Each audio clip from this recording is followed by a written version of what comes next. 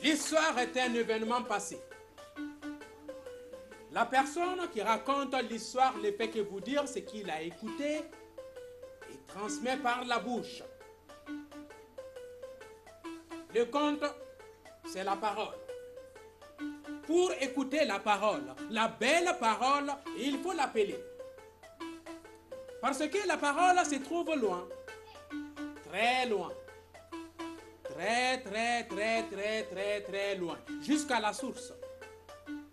Moi, ma parole, pour l'appeler, si je dis Baroni Baro, qui veut dire dans ma langue maternelle la parole, vous répondez tout simplement Barodima, qui veut dire aussi dans ma langue maternelle la belle parole.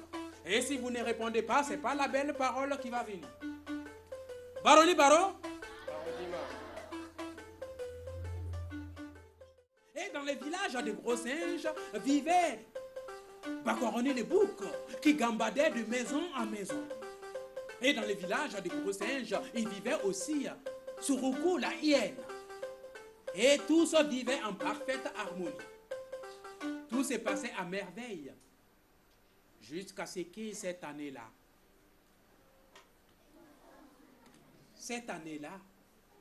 il y a une famine qui frappe sur le village des gros singes.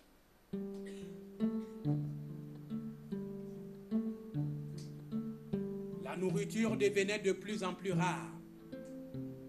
Il n'y avait plus à manger, il n'y avait plus à boire. Et tous les enfants du village devenaient de plus en plus maigres, tristes et malheureux. Son chat avait tout mangé. La petite grand-mère regarde le chat et elle fait « Mais ce n'est pas possible, mon pauvre chat. C'est mon anniversaire, c'est ma fête. J'ai invité plein de copains. Tu ne peux pas manger tout ce que j'ai mis du temps à préparer. » Et le chat regarde la petite grand-mère et il fait « Eh oui, ma pauvre petite grand-mère. C'est moi qui ai tout mangé. Ce matin, j'ai mangé 100 petits gâteaux au chocolat. J'ai mangé du riz au mafé. J'ai mangé du riz au gombo. J'ai mangé le faro. Mais j'ai encore faim. » Et le petit chat, il ouvre grand sa gueule de petit chat et tchap. Si. Dévore la grand-mère. Quand elle a fini de dévorer la grand-mère, le chat, il avait un ventre gros comme ça. Il sort de la cuisine de la petite grand-mère. Et dans la cour de la petite grand-mère, il y avait un manguier. Et sous l'ombre de ce manguier, se reposait tranquillement le chien de la petite grand-mère. Alors là, tout en faisant sa sieste, il entend une sorte de musique, une sorte de mélodie.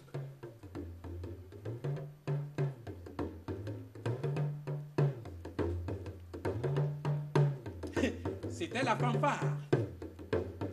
La fanfare de Boréal avec tous les musiciens de la fanfare de Boréal.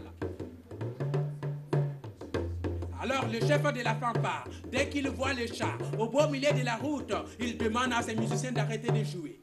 Il s'approche du chat, il dit « Mais ce n'est pas possible, on n'a jamais vu un chat. » Et le chat ouvre un œil, il regarde le musicien, il fait « Oh, monsieur le musicien, ne faites pas votre artiste. C'est parce que j'ai bien mangé. Ce matin, j'ai mangé 100 petits gâteaux au chocolat. J'ai mangé du riz au mafé. J'ai mangé du riz au gombo. J'ai mangé le faro. J'ai même mangé la grand-mère. J'ai mangé le j'ai mangé le crocodile. J'ai mangé le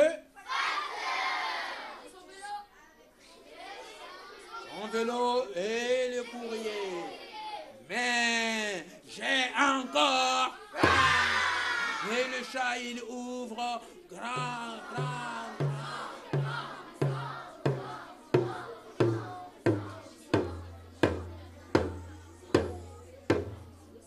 Sa gueule de petit chat et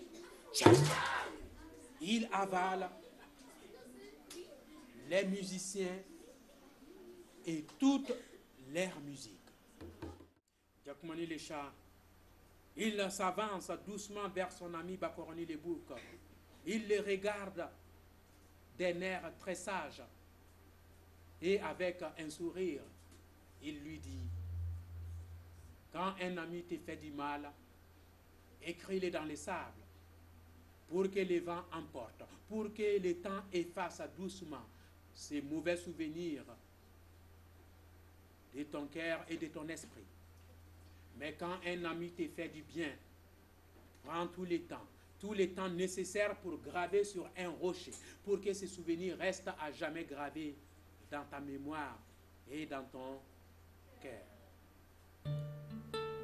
Et sur ces belles paroles, ces deux amis se prennent l'un l'autre dans le bras, ils s'embrassent très fort et là, ils décident de retourner dans le village.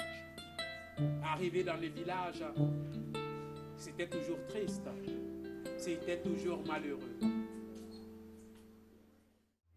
Cette fois-ci, les enfants, Gros Singe, il va faire un drôle de rêve.